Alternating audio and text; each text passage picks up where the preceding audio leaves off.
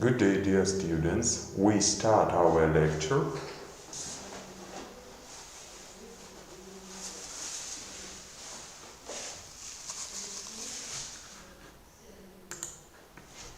Write down the topic of our today's lecture, please. The Russian kingdom of the 17th century in the context of the European trends of early modern times, reconstruction of feudalism and development of new territories.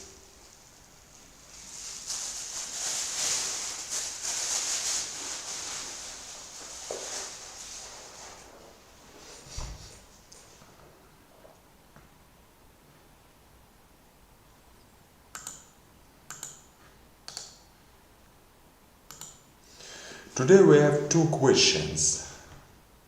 The first, Romanov's government and development of a country and development of new territories.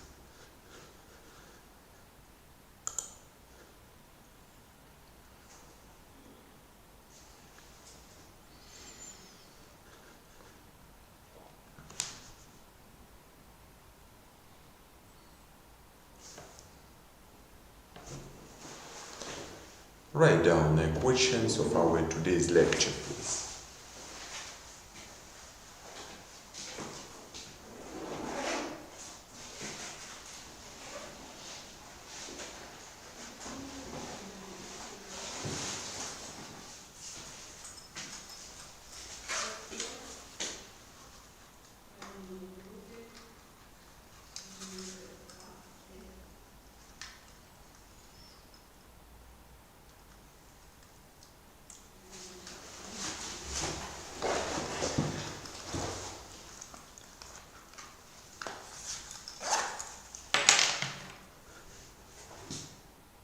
So today I tell you about several our tsars. Let's have a look at them.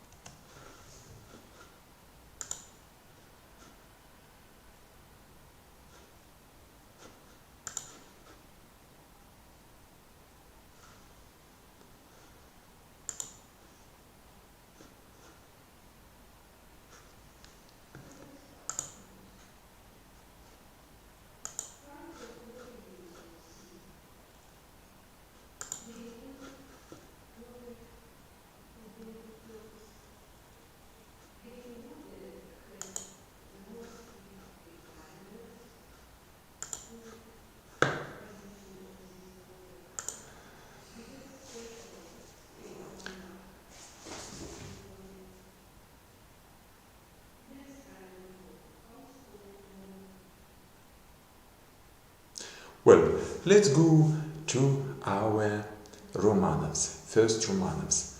Mikhail Fyodorovich Romanov. Mikhail Fyodorovich Romanov. Mikhail Fyodorovich, the Tsar, first Russian Tsar from Romanov's dynasty. He was the first Russian Tsar from Romanov's dynasty. His father was Filaret Fyodor Romanov, and his mother was Marfa Shestova. During the time of rule of Mikhail Fyodorovich, two peaceful agreements were conducted with Sweden in 1617 and with Poland with 1618, with Polish-Lithuanian Commonwealth. The primary task of Mikhail Fyodorovich Romanov was reconstruction of Russia after the time of troubles, after distemper, and reconstruction of agriculture, construction of new plants.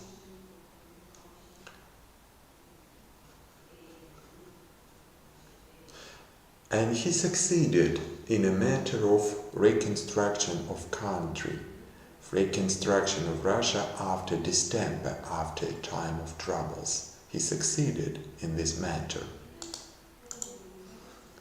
The next ruler of Russia, Alexei Mikhailovich Romanov, a son of Mikhail Fyodorovich Romanov. Alexei Mikhailovich Romanov. Let's have a look at him, Alexei Mikhailovich Romanov. Alexei Mikhailovich was a very educated person. He knew several foreign languages. He himself read petitions, documents, wrote important decrees and he was the first among the Russian Tsars who began to sign them with his own hand. Alexei Mikhailovich Romanov was known among Russian people under nickname Alexei Mikhailovich the Most Silent. But indeed, he was not the most silent among Russian Tsars. He had a very impulsive character, but he was known as the most silent thanks to his efforts to stabilize country, to stabilize Russia, to promote a better and stable development of Russia. That's why he was known under nickname as the most silent. Fyodor Alexeyevich Romanov. Fyodor Alexeyevich Romanov. Fyodor Alexeyevich Romanov was the third Tsar in Romanov's dynasty. He was the son of Alexei Mikhailovich Romanov, and he was known thanks to his not extended rule, but he tried to improve Russian economy. He tried to improve the casual life of Russian citizens. Domestic policy of him was conducted after death of the elder brother Alexei, and it was very weak and painful, as well as all the sons of Alexei Mikhailovich from Maria Miloslavskaya.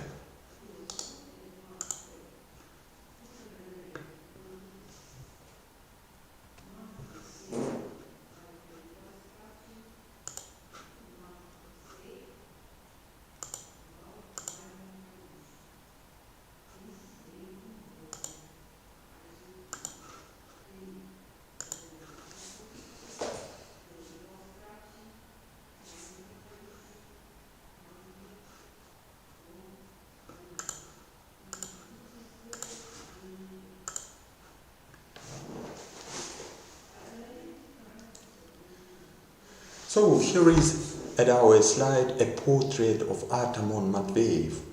Artemon Matveyev was an advisor of young Tsar Alexei Mikhailovich's son Fyodor Alexeyevich.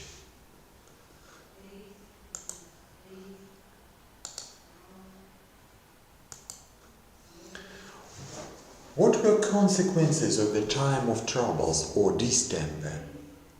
As a result, we can conclude that consequences of the time of troubles or distemper were very poor. Talking about consequences of the time of troubles, we should note that time of troubles was finished with big territorial losses for Russia. Smolensk was lost for long decades. The western and considerable part of East Karelia are captured by Swedes. Without having reconciled the national and religious oppression, these territories will be left practically by all Orthodox population, both Russians and Karelians. Russia lost an exit to the Gulf of Finland. Swedes left Novgorod only in 1617 in completely ruined city. There were only a few hundreds of inhabitants. The time of troubles led to deep economic decline of Russia. In many counties, the historical center of the state, the size of an arable land, was reduced by 20 times.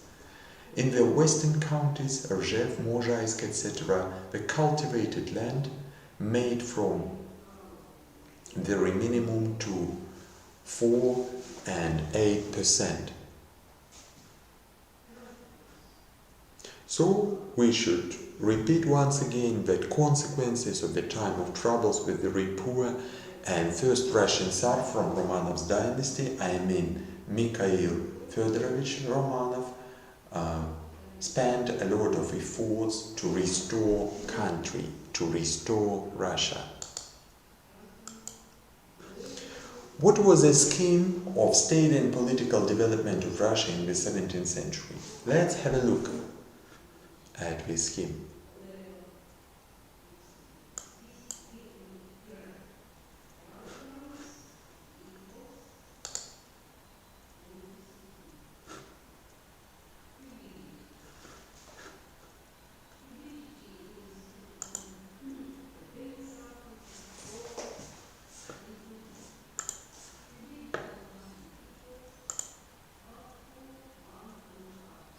Let's have a look at this scheme. So, you can see that Tsar was a ruler, a single and obsolete ruler of the Russian state.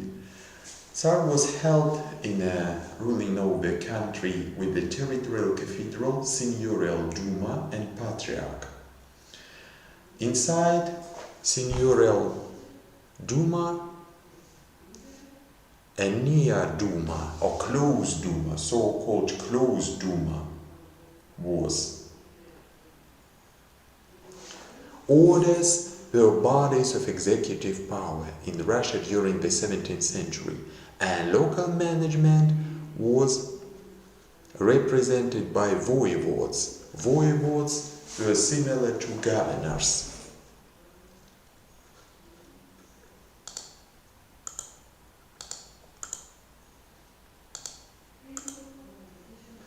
What does it mean, territorial cathedrals? Let's remember, what does it mean, territorial cathedrals? Territorial cathedrals were class representative bodies of the power and were a support of the power of the first Romanov. At Alexei Mikhailovich, the role of territorial cathedrals falls after 1653, their convocation stops. So, we should conclude that the last territorial cathedral was convocated at the end of the 17th century during the time of rule of Tsarevna Sofia.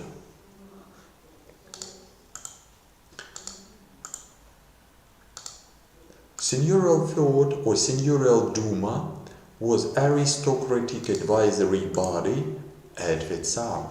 Boyars, Okolnichi, Dumny noblemen and Dumny clerks entered it. In the second half of the 17th century, during the time of rule of Alexei Mikhailovich, the closed Duma or monarchic room, a narrow neighbor circle of authorized representatives, is formed. These noblemen were very close to Russian Tsar as obsolete ruler, and they helped him in management over the country. During the 17th century in Russia, mandative system developed. Orders were bodies of central office which submitted to the Tsar and the seigneurial Duma, seigneurial Third. The state orders were divided into territorial, Siberian, Kazan and others, and nationwide, Digit, ambassadorial, local, Tagish and others. Local authorities strengthened their positions during the 17th century in Russia. The county was the main territorial and administrative unit of the country. The system of local management changed. Voivodes were heads of counties, and other administrative and territorial units were appointed by the Tsar. They knew military, judicial, administrative functions.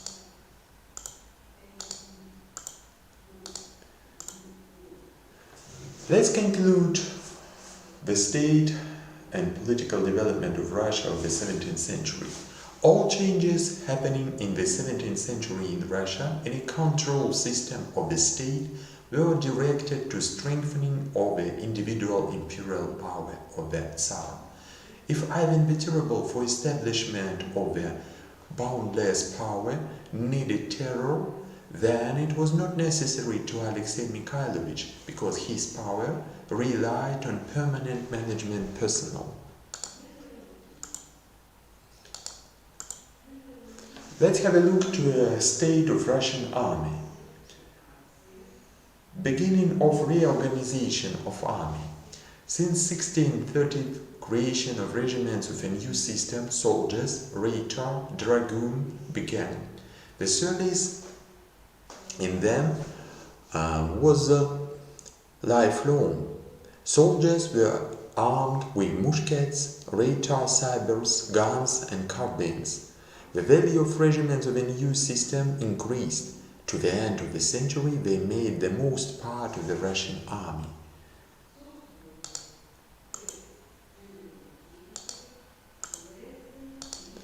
Let's remember Cathedral Court of 1649. In 1649, the territorial cathedral adopts the Cathedral Court, the set of the state laws.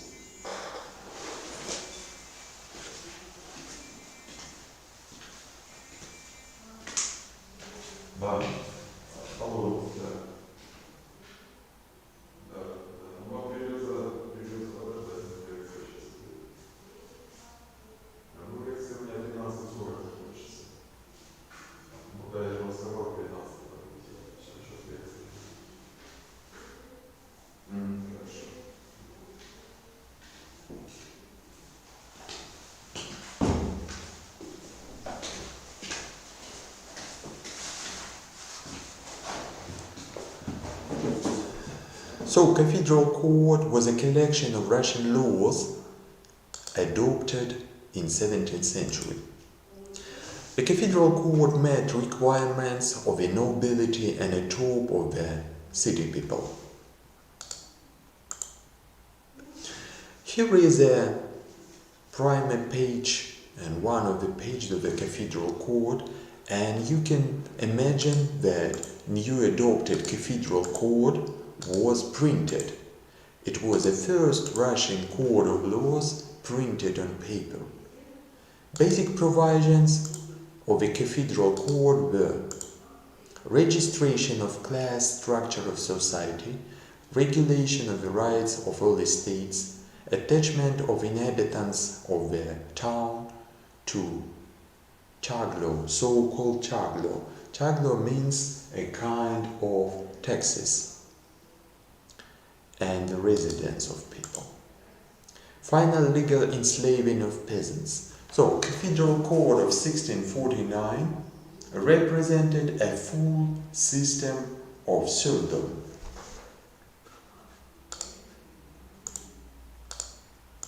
Cathedral Code of 1649, Chapter 11, Code about peasants, legal execution of the serfdom.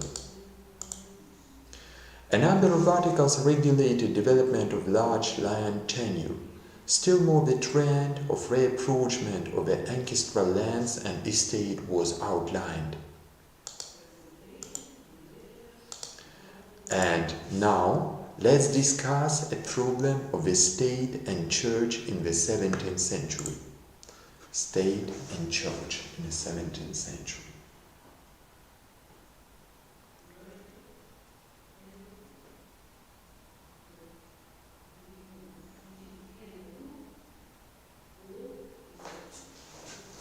Talking about the problem of the relationships between state and the church in the 17th century, we can't avoid a personality of Russian Patriarch Nikon. Nikon is presented at this slide, rightward. Reasons of church reform conducted by Nikon were need of standardization of church books and ceremonies, increase in the authority of Orthodox Church, aspiration to make it the center of world orthodoxy, according to the statement Moscow the Third Rome. Statement Moscow the Third Rome initially appeared in Russia in the 15th century, and according to this statement, Moscow was descendant of First Rome, a capital of Western Roman Empire. Second Rome, Constantinople, a capital of Byzantine Empire. So, after collapse of Byzantine Empire, Moscow became the third Rome. And according to the views of creators of this theory, the fourth Rome will never be.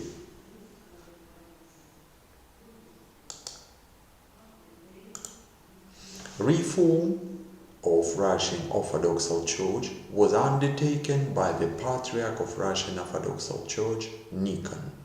Here is a portrait of him.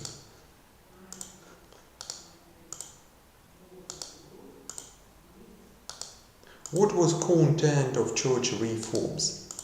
Church reform started during Cathedral of 1655.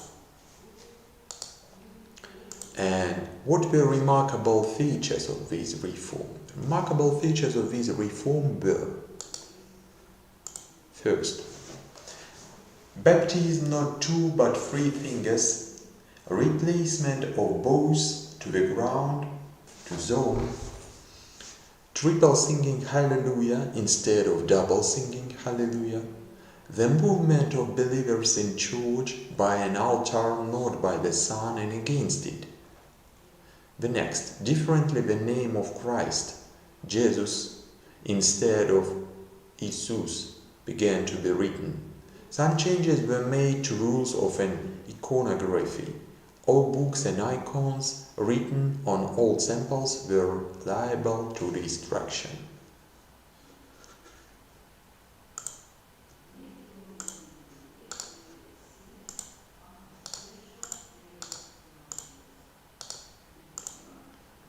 As a result of Nikon's reform, we can see so-called dissenters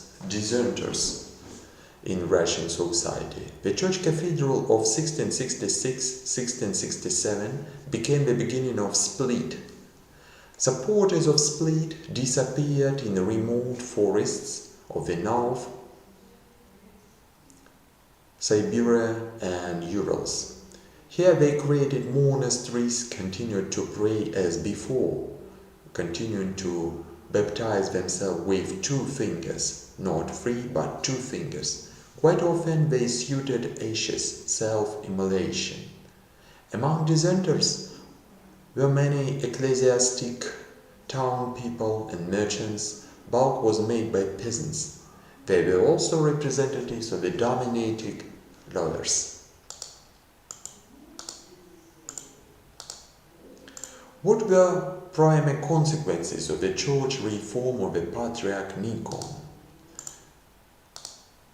A first consequence was unification of church ceremonies and prayer books of the Greek samples that promoted strengthening of the Russian Orthodoxy. The second consequence was a split of Russian Orthodox Church on dominating an old belief. I remind you that old belief church is dissenter church from point of view of the supporters of Patriarch Nikon. The third consequence, emergence of the old belief movement as one of the main forms of the social protest, and the long dispute on supremacy of the temporal and church power was solved in favor of temporal power.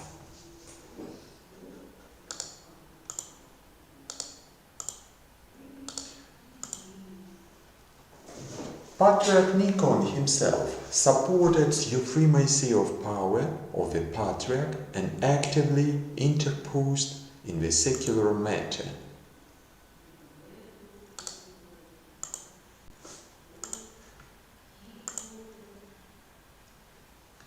So Nikon was very talented, well-educated and active person, but he was rather selfish, self-minded, and he was very career orientated. Nikon's opposition with Alexei Mikhailovich is the last open conflict of church with the government, after which it is only about degree of subordination of church to temporal powers.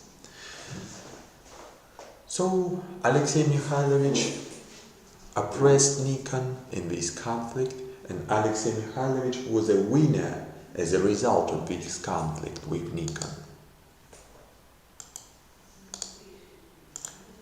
And now let's go to exploration of so-called century of revolts. What does it mean, century of revolts? In many historian sources, 17th century is known as century of revolts. Why? Because the 17th century, it was a time of strengthening of officialdom that demands increase of taxes, and also it was a time of development and strengthening of serfdom. That's why serfs, peasants, were very dissatisfied with development of state power and strengthening of serfdom. They wanted to run away from serfdom, and they wanted to become Cossacks. Cossacks. What does it mean, Cossacks? Frequent wars ruined treasury and also forced the power to raise taxes. The main tax burdens lay down on shoulders of the town population, which makes a protest revolts. First of revolts was so-called Salt Revolt. Just remember the title of it, Salt Revolt of 1648. Salt Revolt.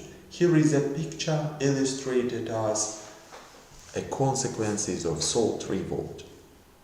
Rebels had no deliberate plan of actions, often pursued narrow interests, were separated and nor disciplined.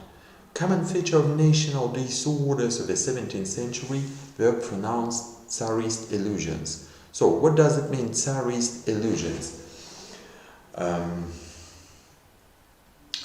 Peasants and serfs very often believed that Tsar was a very kind person. Tsar was a like father for all Russian residents, and also it is impossible to organize revolt against Tsar. And they organized revolt not against Tsar but against boyars responsible for evil matters. Salt Revolt of 1648.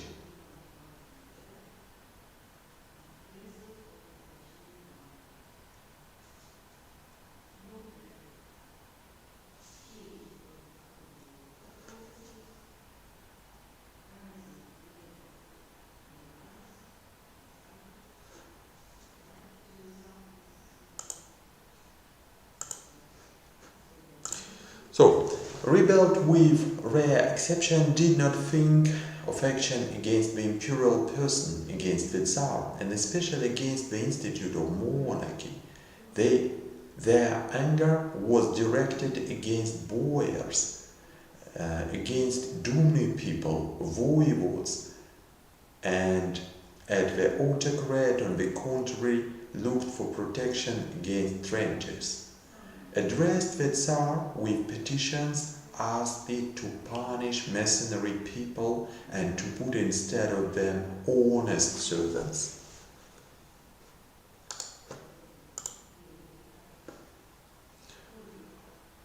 What was the title Salt Revolt origin?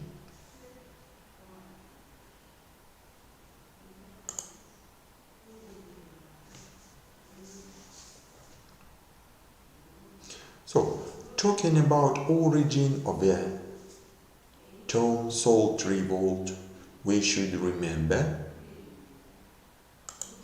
that the Salt Revolt received such name because the discontent with the tax on salt was the cause for it.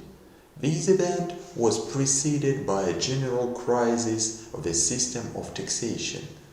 In the section of the lecture devoted to feudal estates, it was taught about the draft, or taglo draft, a complex of monetary and natural duties which bore the town population.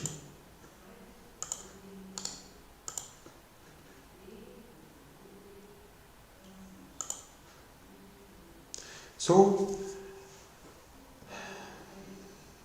the reason for Salt revolt was a very negative attitude of town population to a new extended volume of duties and taxes.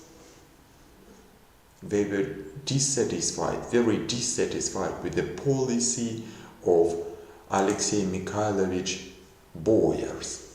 From here, the aspiration of town people was observed to exchange the heavy freedom for rather light dependence by enslavement for strong grandees. Reached that in some cities the population of white settlements, so-called white settlements, was equal to the population of possads. Thus, paid taxes, less and less taxpayers, and draft or tag law falling on land on them naturally increased. After that, soon, authorities of Russia, there was obvious sensibility further an increase in direct taxes in view of reduction and undermining solvency of the draft population, Taglo population. Official documents of the time frankly recognized that collecting guns and postal money went extremely uneasy deal because of mass evasion of town people. So, as a result of this reform of Alexei Mikhailovich, town people were much more poor than a century before. Nazary Chistoy, the former merchant who became the Dumny clerk, suggested to put the main emphasis on indirect taxes by the example of the Western European countries. Here is a view of old Moscow, or Moscow of the first half of 17th century, and here is a portrait of several Dumny clerks and boyars. Nazary Chistoy proposed to Tsar's government to conduct a new tax. In 1646, some of direct taxes were cancelled and instead tax on salt from 5 kopecks to 2 hryvnias from food is 4 times raised. As sale of salt was the state monopoly, Chistoy assured that the salt tax will enrich treasury. It was a very clear proposition of him to promote a better involvement of taxes to state treasury, but his idea was very negative from the point of view of town population. What was an effect from the proposition of Nazary Chistoy from the salt reform? It was a salt revolt of 1648.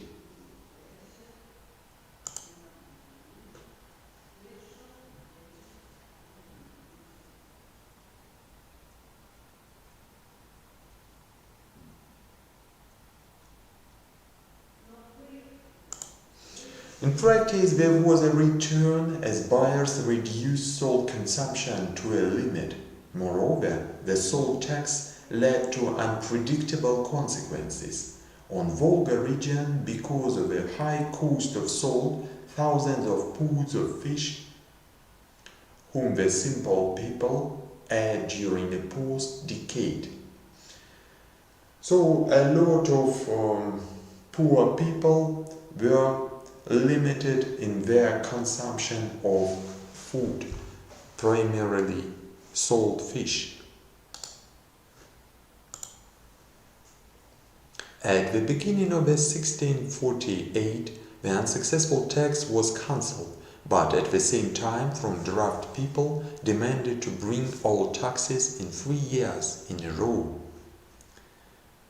The discontent of the people amplified abuses of imperial confidence. Tutor Tsar Boyar Morozov, imperial father-in-law Prince Ivan Miloslavsky,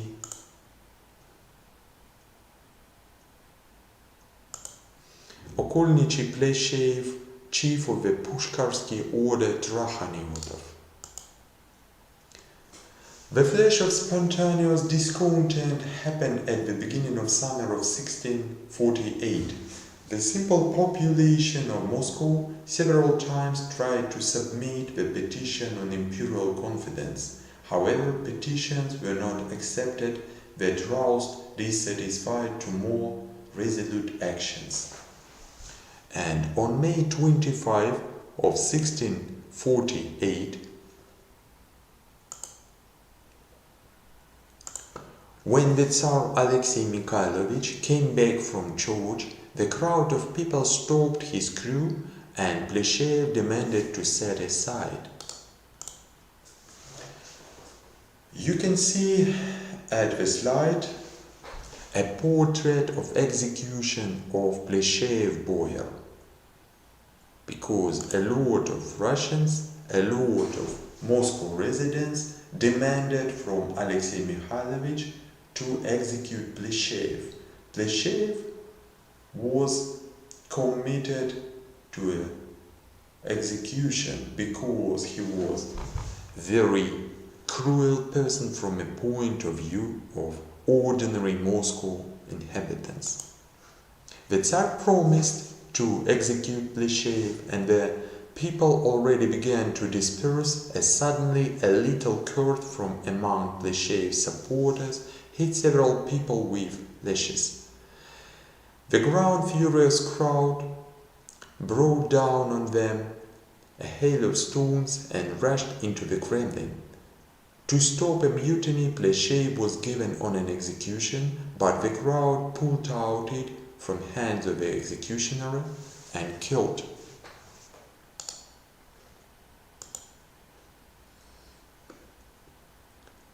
A mutiny extended to all territory of Moscow city. The running Trachaniotov was caught and executed. When killed the clerk Nazary Chistoy, the crowd kept saying, "Here to you, the traitor, for salt."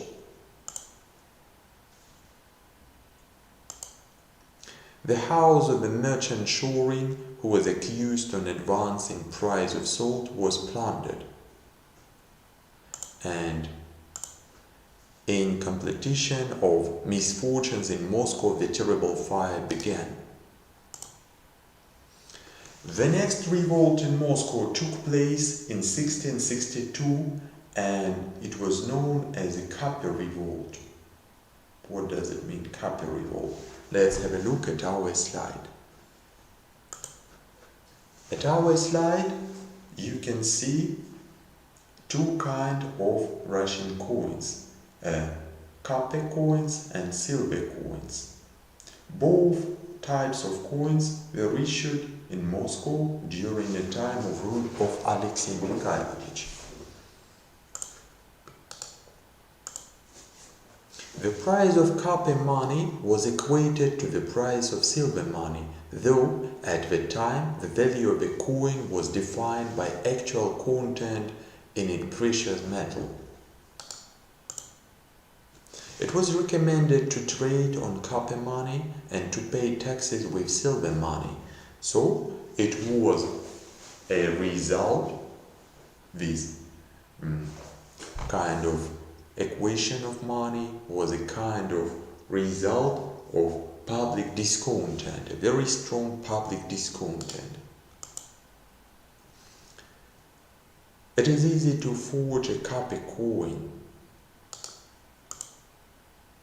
Kapi revolt in Moscow was very bloody according to its consequences. But comparing Kapi revolt with Salt revolt, we should conclude that both revolts were caused by attempts of the government to increase state revenues, and both revolts were spontaneous. Both revolts were directed against boyars who rebels accused in self-interest. But comparing Kapi revolt with Salt revolt, we should conclude that Kapi revolt was unsuccessful. in comparison to Salt Revolt.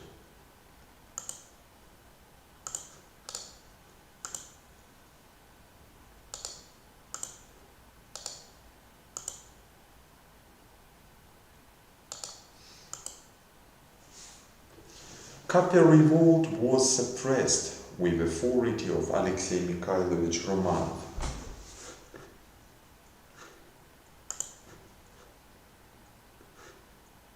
And a suppression of Copper Revolt was accompanied with a lot of victims. That's why Copper Revolt was known in our history as a very bloody revolt. And now let's go to exploration of the revolt of Stepan Razin. Let's go to exploration of what does it mean Don Cossacks. Don Cossacks. What does it mean Cossacks? What is the origin of Cossack? Cossack in Turkic language means free. Became Cossacks fluent of the horde and later from Russian lands. They ran from a draft from duties behind wheel. Here is a portrait of Donskoy Cossack, so-called Hoperets. Became the habitat of Cossacks free steppes on the state outskirts where supervision of the authorities was weaker. After distemper, Cossacks focused on Don. So Don River was a primary area of Cossack inhabitants. Here is a view or reconstruction of a Cossack estate. And you should underline, stress please, that agriculture to Don was forbidden. Agriculture to Don was strongly prohibited.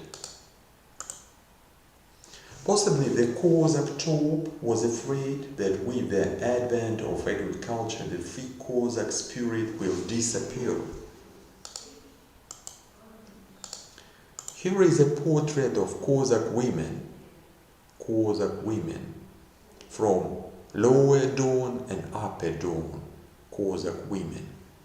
What were casual way of life of Don Cossacks? Cossacks were engaged fishing, bred horses, arranged extortionate attacks on neighbors. Predatory life of the Cossack, not knowing work, dependence and taxes. It was free, also it is full of risk. All questions of the Cossack life solved on the general descent, Cossack circle, so-called Cossack circle. Don Cossacks were extremely brave and military equipped with fire guns. Cossacks were very decisive persons. Most often Cossacks made attacks on possession of the Crimea and Turkey and Kalmyks, and also plundered merchant caravans to Don and Volga River. The imperial government, seeing frontier army in Cossacks protecting borders, paid them a salary with money, bread and gunpowder. Equality among Don Cossacks was not exist. Cossacks were divided into prosperous Cossacks and poor Cossacks. You should remember the difference was rather huge between prosperous Cossacks and extremely poor Cossacks. For example, prosperous Cossacks possessed the best pastures and extensive herds. They got a big share of production and imperial salary. Especially a lot of prosperous Cossacks was on the Lower Don, at the time as the Upper Don poor Cossacks prevailed. Don Cossacks adhered to the principle: about Don there is no delivery. Fluent reached Don became their Cossack, totally free person. Russian government needed the Cossacks for protection of borders. So from one side, Cossacks were rather dangerous for Russian authorities, for Tsar, because they were very aggressive in many matters. But from another side, Russian government needed Cossacks to protect borders of Russian state. After the 1642 Cossacks, without having received the help from Moscow, left Azov. I remind you that during campaign of 1646-1647, Don Cossacks captured Turkish fortress Azov, but they were forced to go away from Azov because they did not receive help from Moscow. Cossacks, having lost an exit to the Sea of Azov, began a picket to plunder merchant caravans on Volga River, suffered from them as Persian and Russian merchants. In 1666, Ataman Vasily Uz for the first time led Cossacks in attack not to Crimean or Kalmyk possession and on the southern counties of Russia. So Vasily Uz was the first Cossacks ataman who decided to rob the southern counties of Russia.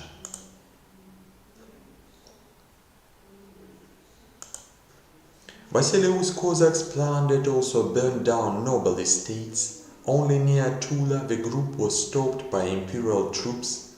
Leaving to Don, Vasily Uz took away with several honeycombs with a join to Cossacks of peasants. The Cossacks realized possibility of actions against the imperial government. So a campaign of Vasily Uz was prerequisite of a campaign or revolt of Stepan Razin. So let's go to exploration of Stepan Razin's revolt. Here is a portrait of Stepan Razin. Who was Stepan Razin? Let's have a look to Stepan Razin. Stepan Razin was a very talented, well-educated, military experienced person. Stepan Razin, as we know about him,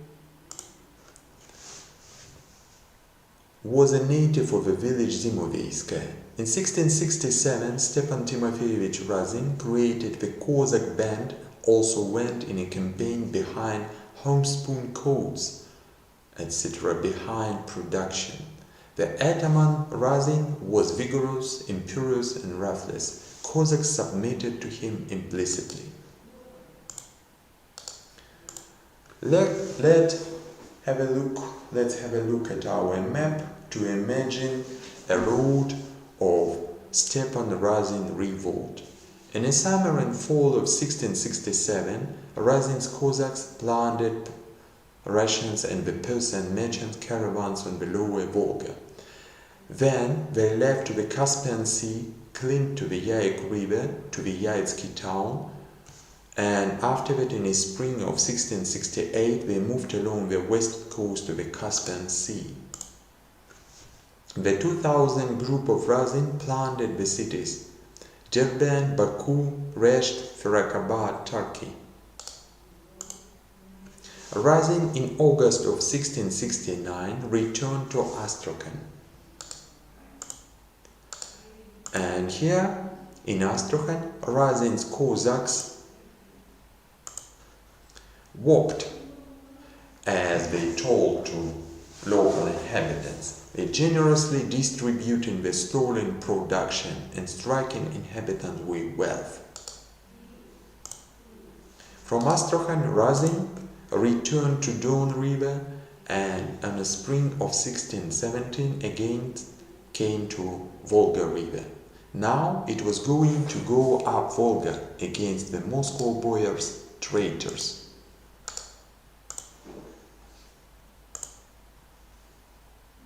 Razin usually called Moscow boyars traitors because he believed that Russian Tsar is not responsible, Alexei Mikhailovich from his point of view was not responsible for all the evil in Russian lands. Boyars from his point of view were totally responsible for all evil matters. Here is a picture illustrated as the capture of Astrakhan by Razin. After Astrakhan, Razin took Tsaritsyn without striking a blow. Inhabitants opened for him gate. Sent against Razin, Astrakhan shooters came over to his side. On June of 22nd of 1617, Razin seized Astrakhan. Resistance to him was shown only by a few noblemen. So, only a few noblemen among Russian Astrakhan population were brave enough to resist Razin. Resistance to him was shown only by a few noblemen and the shooters' heads, and the majority of shooters stuck to rebels, because shooters were sure that Razin was a very brave person and he came to abolish them from serfdom.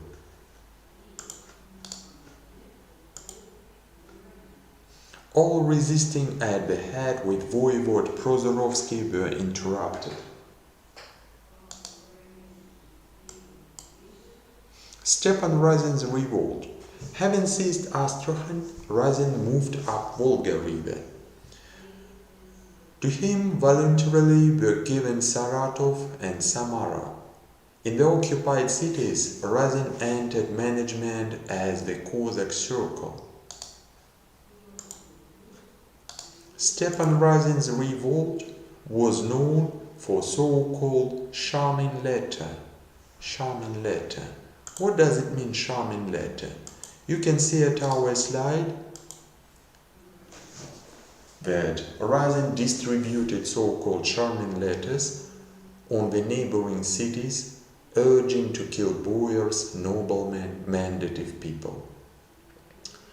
And a usual content of Shamin letter was like that. Stepan Timofeyevich writes you, all common people, who wants years to serve God, to the sovereign and great army and Stepan Timofeyevich, and I send Cossacks, and to you to bring traitors, at the same time, and to bring worthy vampire. And my Cossacks will begin to repair trade, and to you to go to them. Would you go in a regiment to my Cossacks?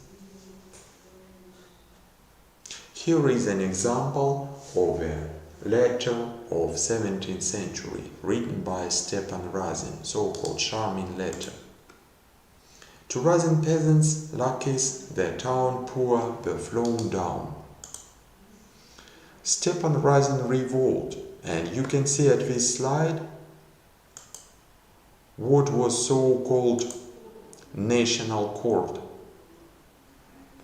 It was kind of execution of the voivodes, boyars, and another people responsible for evil from the point of view of Razin supporters.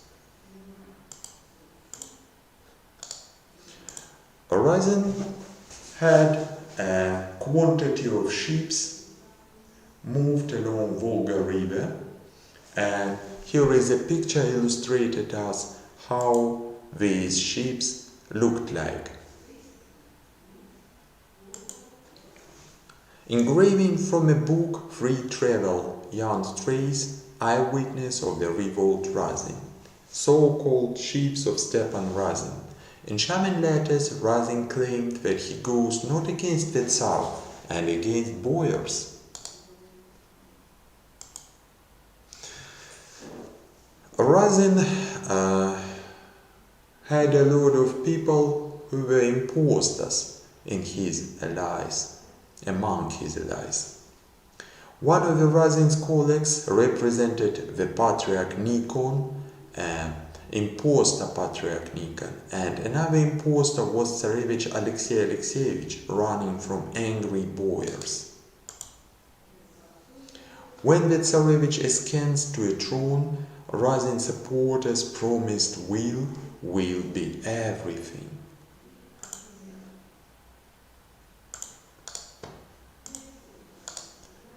Here is another portrait of Stepan Razin in his ship. In 1617 Nikon was in prison, and therefore it was possible to claim that angry boyars sat by the earth the Tsar with the Patriarch. As Razin claimed that he is supported by Nikon, it is possible to draw a conclusion that Razin did not attract the idea of fight for all belief.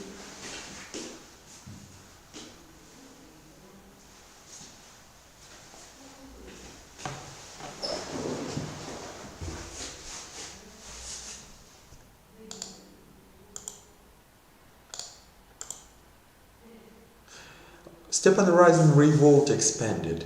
Peasants rose under Tambov, rebels were passed by Penza and Saransk. The people of the Volga region rebelled, Maris, Mordva, Chuvashs. Razin besieged Simbirsk, but did not manage to take powerful fortress. And with strong garrison of Simbirsk under supervision of Ivan Miloslavsky, he could not do anything.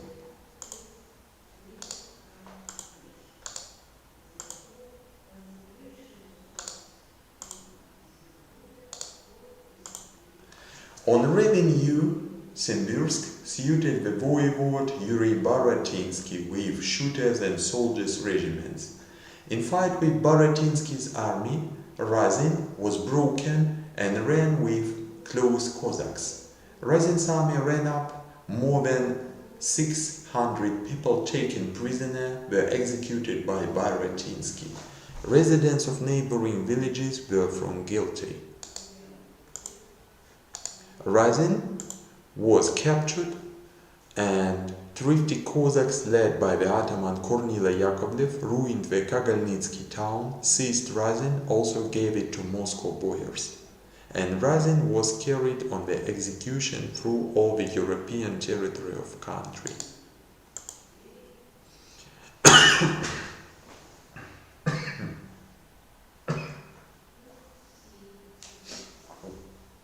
On the 6th of June of 1617, after torture, Stepan Razin was executed on Bolotnaya Square in Moscow.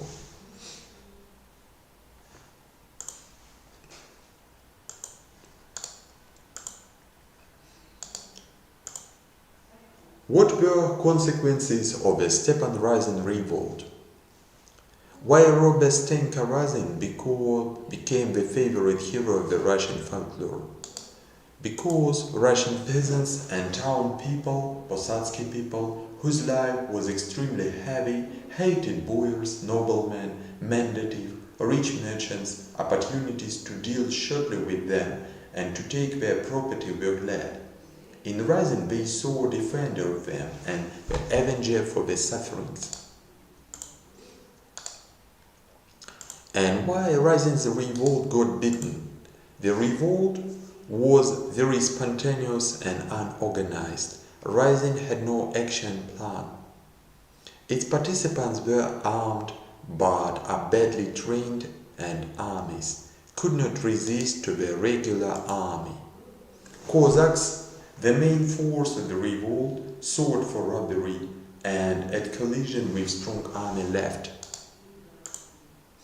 And the peasants participating in the revolt dealt shortly with the landowners but did not want to go to far military campaigns with Stepan Razin.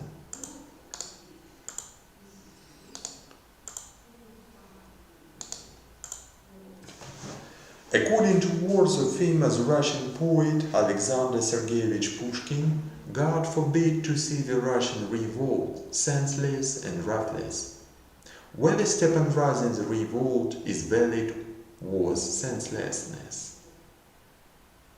Of course, those slogans which proclaimed Raisin were unreal. The state could not live without taxes, army, and the highest state management, just like the Cossack circle was impossible in scales of the whole country.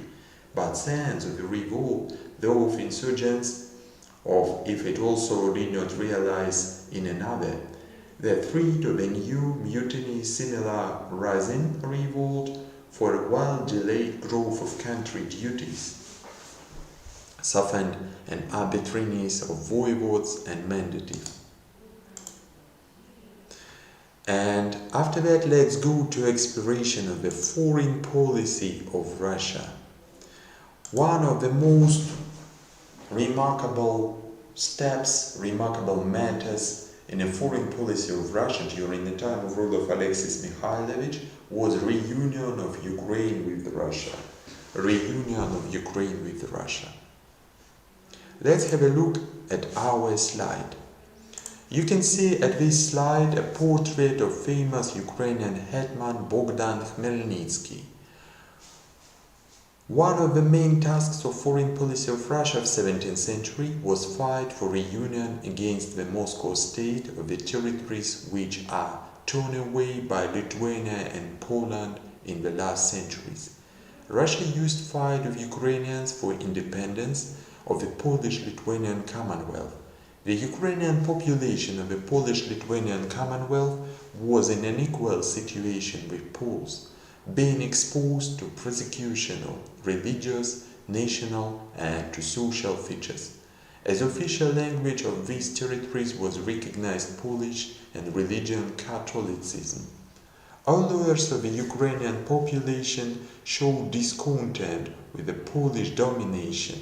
The nobility, it could not promote manners in favor of Poles. Orthodox clergy freed when Catholicism spread, urban population and the peasantry were selected.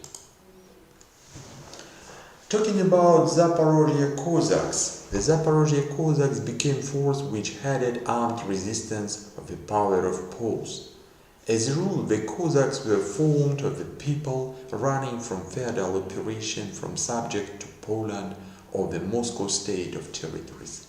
The Dnieper thresholds had Zaporozhye Sich, the peculiar Cossack state, so-called state, founded of the principles of communal self-government. The elective Hetman was a leading person of Sich. Extortionate campaigns of the Polish and Turkish territories justified with the slogan of release of brothers in faith Orthodox Christians from oppression of Catholics and Muslims were the main source of subsistence of Sich. Bogdan Khmelnytsky. Bogdan Khmelnytsky, years of his life are presented at our slide. Bogdan Khmelnytsky became the leader of fight of the Cossacks and then of all Ukrainians for independence with Poland.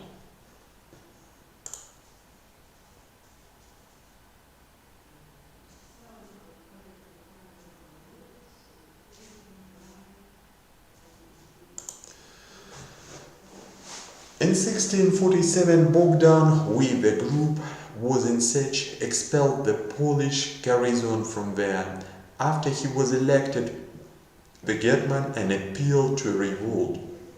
The Cossack army under Khmelnytsky's command won a number of victories over the Poles in fights at Yellow Waters and Korsun, May of 1648. These victories strengthened Khmelnytsky's authority and promoted attraction in its army of broad masses of Ukrainians. At the same time, Khmelnytsky conducted the alliance with the Crimean Khan, expecting its support in fight against Poles. Khmelnytsky's army gained still his glad victories at Pilavets, September of 1648, and at Zborov in August of 1649. However, the Crimean troops unexpectedly came over to the side of Poles.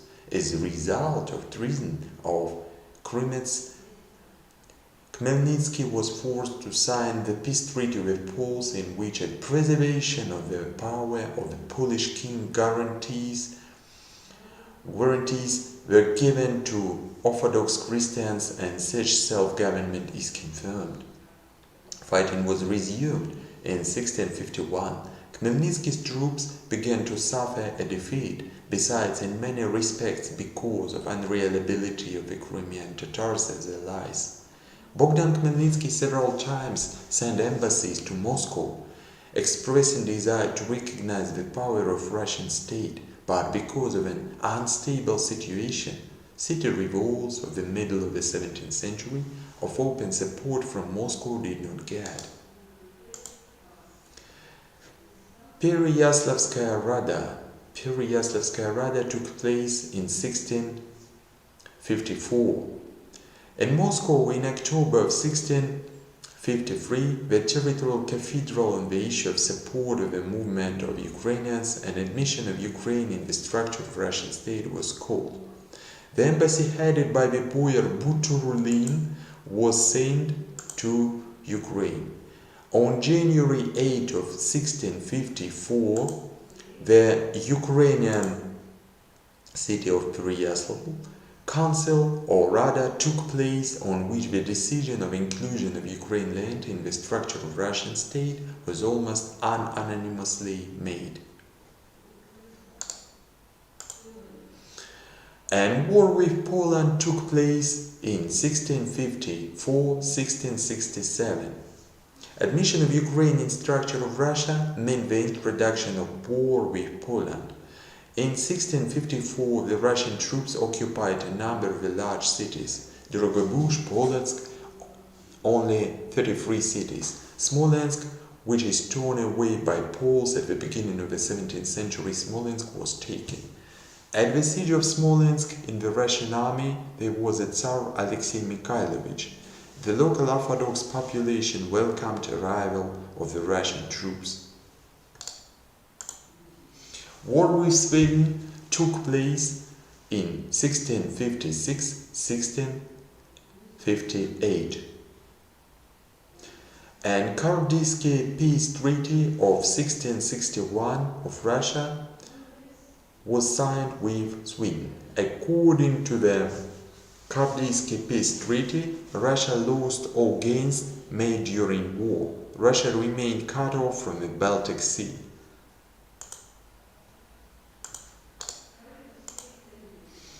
The death in 1657 of Bogdan Khmelnytsky weakened positions of Russia in Ukraine a little. His successor supported Russia not so unconditionally and expressed readiness for a compromise with Poles. Even one of Khmelnytsky's sons, Yuri, comes over to the side of Poles and battles against the Russian troops. Khmelnytsky's successor, Ivan Vygovsky, opposed the Russian troops and inflicted over them defeat near Konotop. Chigirinsky campaigns. For reflection of aggressive claims of Turkey by Russia, Chigirinsky campaigns were organized. The Turkish and Crimean troops in 1677 besieged the Ukrainian fortress Chigirin, place of residence of Ukrainian Hetman. Despite repeated superiority in manpower, Turks could not seize Chigirin. To the aid of the besieged garrison of Russian-Ukrainian army under Romodanovsky's leadership moved. It managed to break the Turkish army. The siege from Chigirin was raised. In the summer of 1678, Turks undertook one more campaign against Chigirin. Despite resistance of the Russian-Ukrainian troops, almost completely destroyed city was taken by Turks. In 1681, in Bakhchisarai, the peace treaty between Russia and Turkey was signed.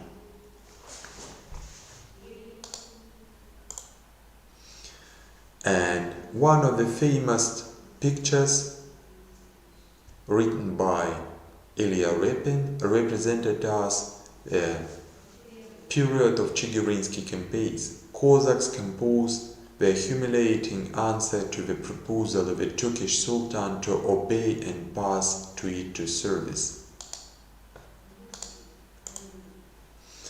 And the last question for today is connected with development of Siberia in the 17th century. Siberia, as you remember, was a part of Russian territory initially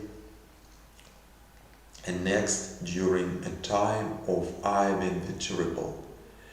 And up to the time of the 17th century, Siberia was a very huge territory of Russian state.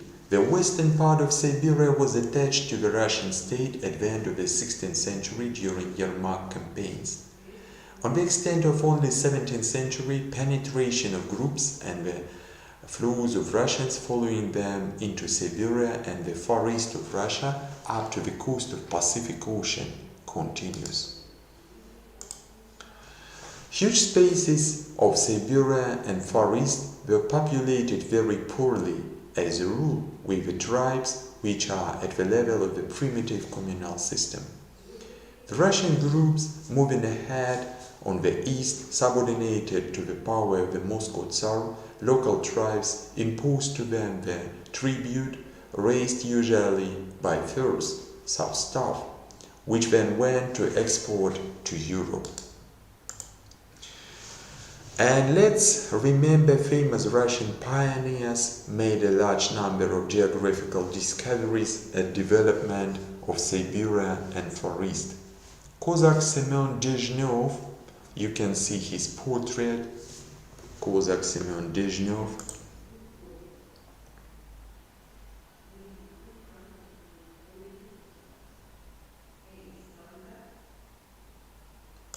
Here is a picture and portrait of Semyon Dezhnev. He, in 1648, with few group of associates on small vessels, the first floated through a passage separating Eurasia from America. So, Semyon Dezhnev was the first who invented a strait between Eurasia and America continents. Vasily Poyarkov explored the southern areas of Siberia, the basin of Zeya rivers and Shilka, and then along Amur left to the Pacific Ocean. The group of the Ustik trade person Yerofey Pavlovich Khabarov in the 1650 years also explored the Amur current and Dauria. In honor of Khabarov, in 19th century, the city of Khabarovsk, one of the largest Russian cities in Far East, was called. Vladimir Atlasov, who made several expeditions to Kamchatka, was engaged in development and submission of Kamchatka. After pioneers of space of Siberia, idle people began to inhabit. The peasants escaping from the serfdom, handicraftsmen and dealers. In jails, the Cossack and Streletsky or shooters groups were placed. So, as a conclusion, you can remember that the 17th century was a very difficult period of time for Russia. From one hand, it was a time of it was connected with the evaluation of time of troubles consequences. From another hand, it was a century of revolts. You can imagine a Stepan Razin revolt, the Salt revolt, the Kappa revolt, and from another side it was a time of geographical discoveries, and it was a time of exploration of Siberia and Far East of Russia. Thank you for your attention.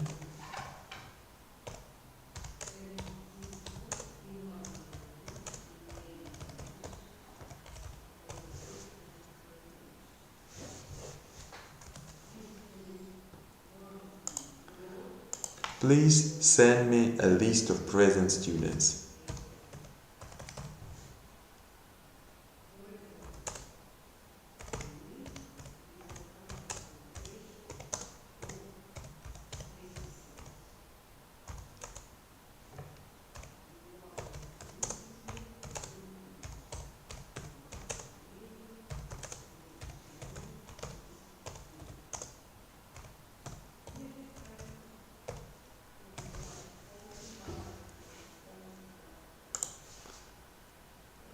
Goodbye.